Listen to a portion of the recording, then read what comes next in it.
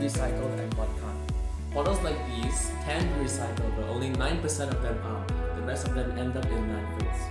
No matter how hard we try, so much of what we buy comes in non-recyclable packaging, like breakfast bars, chocolates, cookies. Today I'll be showing a method that anyone can do at home that would transform this would-be waste into something useful.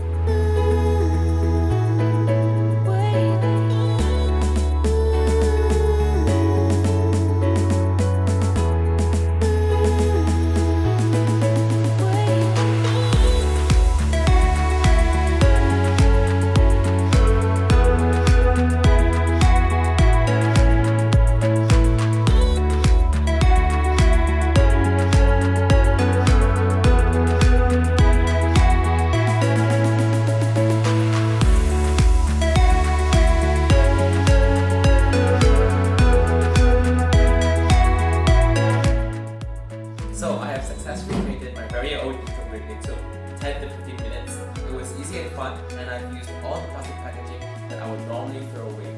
It is something